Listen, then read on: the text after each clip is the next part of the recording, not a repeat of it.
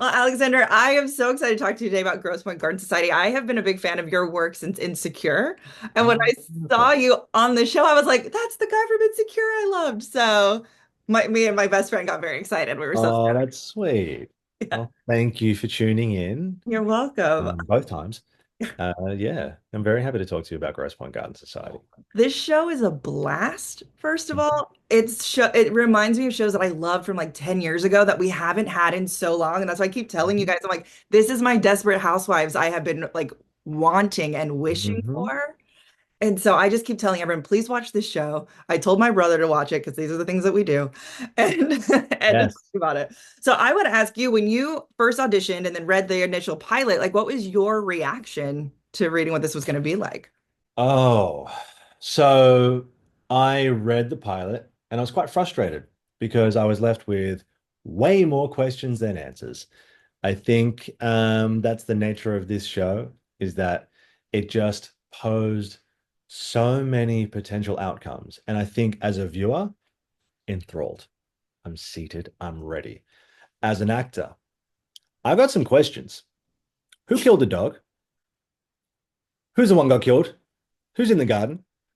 What's happening? I had so many questions as an actor, how this was going to work out. What was my place in actualizing this juicy story? Oh, you're gonna hear me say juicy a lot because that's what this show is. It's it's something that I had to have a conversation with Bill Krebs and Jenna Bans, the creators, the co-showrunners, and the casting team about what what the plan was. Guys, you killed a dog and a human. What's happening? And it was something that I just thought was, as you said, it harkens to what I consider to be the greatest time in television, where it was the time of network television where the whole family gathered around. I remember racing into the living room after dinner with my mum and my dad and my sister to watch Desperate Housewives because we all needed to tune in to see what happened next.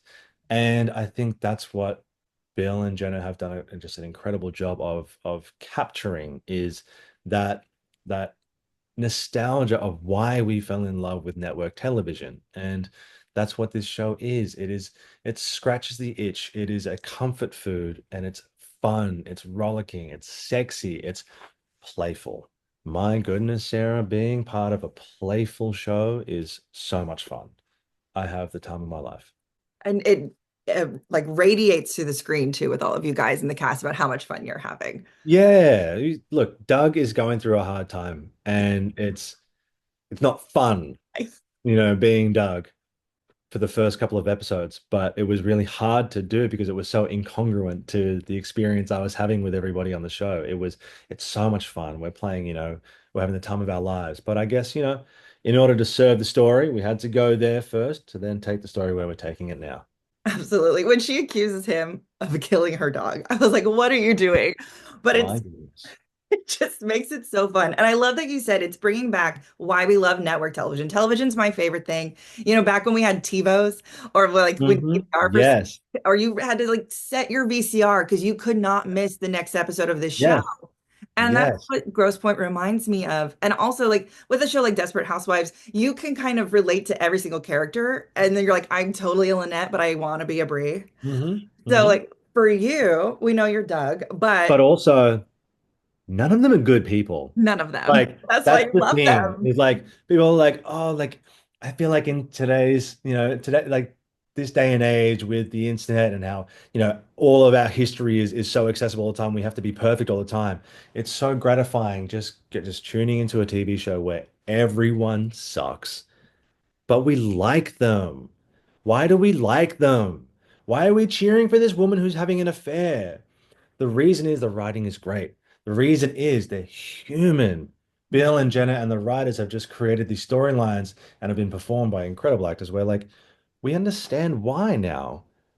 Yeah. It's not easy to be accused of killing a dog and find a way to make it human and relatable. It's not easy to have an affair at the beginning of a show and make it relatable and be like, well, but that's the delicate balance that we toe is making these people human in these situations, in these these scenarios that, yes, we might have entertained in ourselves. We don't like to admit it, but it's true. And we get to watch the show and watch what happens, and maybe like a subtle reminder of why we don't listen to the devil inside. We Right. don't burn everything down when we've had a hard day at work, because we watch it on TV and go, okay, good, it's not that bad. I don't have to do that. Right? It kind of makes you feel a little bit better about your own life. You're like, I'm messy, but I'm not that messy. Right? That's the point. The point, like, no one wants to tune into television and see a perfect couple No. because you're going to be like, ah, yuck. You want to tune into TV and look at someone on the verge of a breakup and go, oh, I'm so glad I'm not them. God, we are so much better than that. Like that's the point of television, I think, the little bit of confirmation bias or maybe just to give us a little pat on the back for trying as hard as we do to keep it together. Exactly. And I really hope that there are watch parties because I think the watch party has gone away. And I need Bring to back the watch come back, party. We're ready. Come on. We're responsible. We can do it. We right? bring back the watch party and we pick our favorites. I think we should have drinking games. Who's in the garden? Who killed the dog? Come on. There should be stakes to this. I Hmm. love the idea. I love it. Like for the drinking game, it can't just be like the finals. It's got to be like little isms. So who's got like every time someone's accused of something, Oh every my time, goodness. Yes, yes. right? Anytime quiche is mentioned, anytime a flower is mentioned, Yes, anytime they have to move the body, it should be all these things. I love it. Spoiler alert, by the way, that's already come out in episode 3, so It's fine. stop talking now. Everything's fine. We'll stop. So, Yes, so we don't accidentally spoil anything else because I've also seen a few extra episodes.